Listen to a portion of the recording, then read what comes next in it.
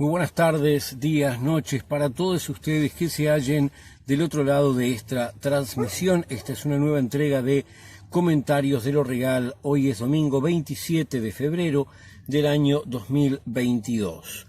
Bueno, vamos a ver algunas de las cosas que pasaron en el correr de la semana.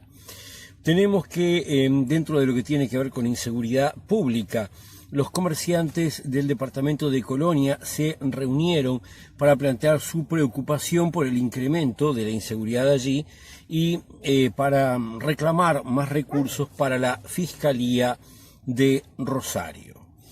En otros episodios, un episodio verdaderamente horrible, 3 policías violaron a 2 mujeres en un patrullero en Montevideo. Esto llevó a una determinada resonancia en los medios. El caso fue tratado por la justicia.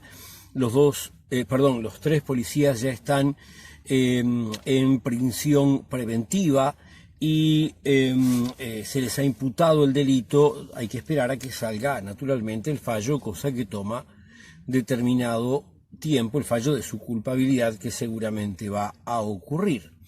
Por otro lado, los violadores del cordón, aquellos que se habían puesto todos juntos, y era el tema del audio, Ignacio Álvarez, etcétera, bueno, están en cárcel central. Ellos habían hecho una apelación para no ser imputados, pero la apelación fue negada y entonces, bueno, están imputados esperando a ver cómo sigue su procesamiento legal.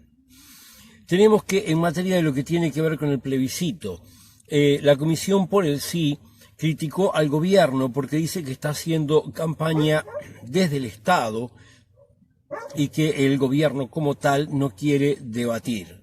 Sin embargo, por otro lado, sí existe un debate, el debate Manini-Andrade. Como dijimos la otra vez, habían determinadas diferencias en la interior de la coalición con respecto al debate, pero ocurrió. Los datos que encontramos en la prensa, que es sobre lo que yo me baso para hacer el informe, no en mi opinión personalísima, sino en los datos de la prensa, bueno, gente partidaria de Andrade dice Andrade estuvo mejor, gente partidaria de Manini dicen Manini estuvo mejor. Eso suele ocurrir en los últimos años con los debates. Todo el mundo dice que el suyo salió mejor. Pero bueno, al margen de lo que digan, tengo la expectativa de que a la gente le haya resultado clarificante en muchas cosas. Y por otro lado, el próximo día 7 de marzo va a haber otro debate, en este caso entre Mario Vergara y Gustavo Penades. Muy bien. Hay también notas de prensa que indican que mucha gente no sabe qué pasa cuando vota en blanco. Mucha gente puede creer que un voto en blanco no afecta al resultado. Es importante explicar bien esto. Los votos en blanco se suman con los votos por el no, porque lo que tiene que alcanzarse es la mitad más 1 de los votos emitidos válidos. O sea que si alguien quiere no incidir en el resultado, entonces tiene que anular el voto. Por ejemplo, poniendo una hoja del sí y una hoja de no juntitas dentro del sobre. Muy bien. Por otro lado, cosa que no es ninguna sorpresa, varias cámaras empresariales están apoyando el no. Obviamente es porque son intereses de clase. Yendo ahora a cuestiones que tienen que ver con la economía, el Ministerio de Economía y Finanzas impidió a Tienda Inglesa comprar otro supermercado, en este caso un supermercado en Parque del Plata, un supermercado muy conocido en la ciudad de Parque del Plata, que se llama el Super Rodi, que está muy cerca de por donde pasan los ómnibus. Básicamente en Parque del Plata mismo habían no autoservice, sino supermercados, esto es con 3 o más cajas. Estaba el Super Rodi, Super Parque del Plata y La Cueva. La Cueva ya fue comprada por Tienda Inglesa y ahora se llama, tiene otro nombre. Estaban ahora atrás de comprar el Rodi, pero y con una nueva interpretación que tiene ahora el Ministerio de Economía y Finanzas sobre cuáles son las áreas que se protegen para el comercio minorista, bueno, decidieron no permitir que el Rodi sea comprado por tienda inglesa, cosa que está muy bien. Yo creo que deberíamos tener toda una política que apuntara a desestimular a las grandes cadenas de supermercados, a veces con un perfil internacional, y favorecer o las cadenas medianas de capitales locales y sobre todo el comercio minorista. La unidad alimenticia de Montevideo, el heredero del mercado modelo, ya ha llegado a cumplir un año. Hay notas de prensa que hablan con los comerciantes y les preguntan qué les parece, y bueno, consideran que si bien ha sido un poco más caro, están ganando en capacidad logística y en higiene, y que eso está muy bueno. Por otro lado, los intendentes siguen bregando para que se continúe con los jornales solidarios. Hay un planteamiento ahora del tema en el Congreso de Intendentes, veremos después qué pasará con eso.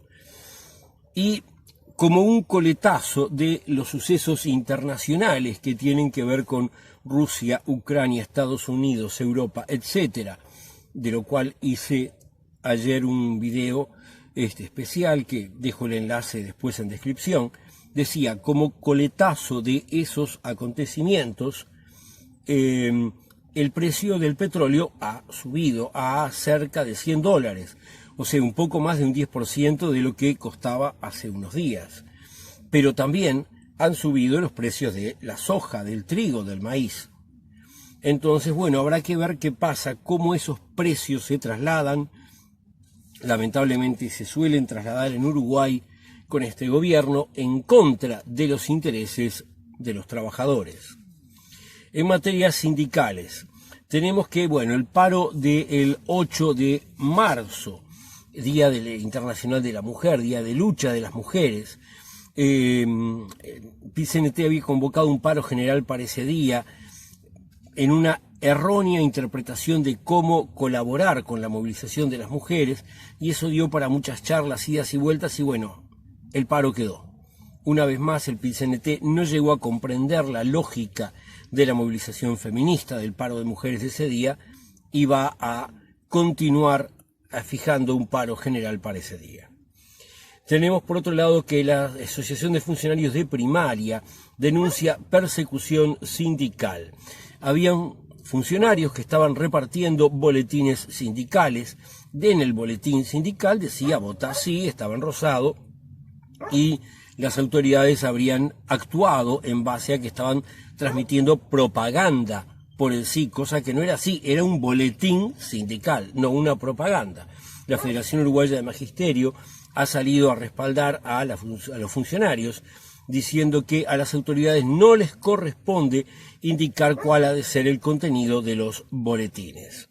Por otro lado, los trabajadores de la industria láctea accedieron, a pedido del Ministerio de Trabajo, a una suspensión de las medidas de lucha por 2 días. Eso fue el lunes pasado. No tengo noticias de qué ha pasado después, así que bueno, espero enterarme en algún momento.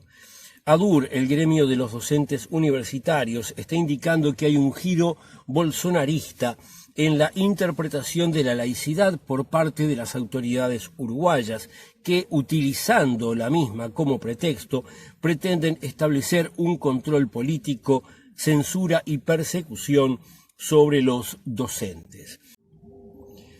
Tenemos que en el departamento de San José varios docentes fueron separados del cargo, por lo cual los docentes de ese departamento se han declarado en conflicto. Tenemos ahora que en cuestiones que tienen que ver con género, en el departamento de Maldonado se inauguró un juzgado especializado contra la violencia de género.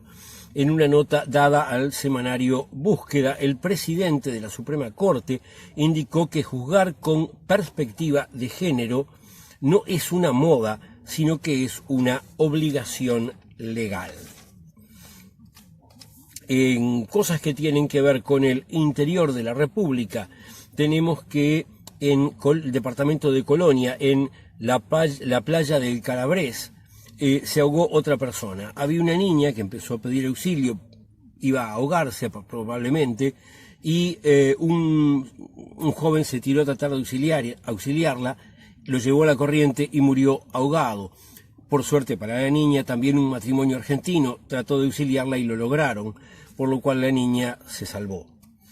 Tenemos que en materia de cuestiones que tienen que ver con la salud, las vasectomías aumentaron un 48% con respecto a lo que eran hace 5 años atrás. De todas maneras siguen siendo muy pocas.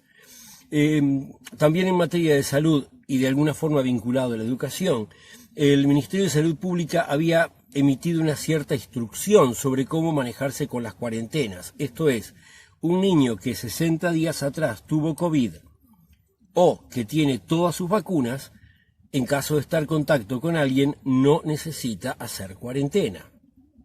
Pero eso implicaba, por la negativa, que los que no se habían vacunado debían ir a cuarentena. Esto, el Ministerio de Salud Pública decía que no era un acto discriminatorio, pero tanto el presidente de la República como la gente del Ministerio de Educación y Cultura entendieron que sí, y se dio marcha atrás a este nuevo protocolo que había fijado la gente del Ministerio de Salud Pública. Bueno, acá termina Comentarios de lo Real, que fue muy cortito esta semana. Les reitero, voy a dejar en la descripción un material mucho más largo que preparé ayer, lo publiqué, sobre el conflicto entre Ucrania, Rusia, Estados Unidos, Europa, etcétera. Y además, ahora, en unos instantes, va a seguir una propaganda de un curso que voy a estar yo brindando a partir de, no esta semana que empieza ahora, a partir de la otra. Así que, interesados, por favor, comuníquense conmigo, así fijamos exactamente el día, y la semana que viene ya estamos dando el último anuncio al respecto. Muy bien. Los que no tienen interés en ver la propaganda pueden terminar acá. Hasta la semana que viene. Ya puedes inscribirte para el curso de política básica que el docente Guillermo Uría llevará adelante en este año 2022, reuniones una vez por semana a través de la plataforma Zoom. Por mayor información, comunícate por WhatsApp o Telegram al 091-842-801 o también a través de otras redes sociales.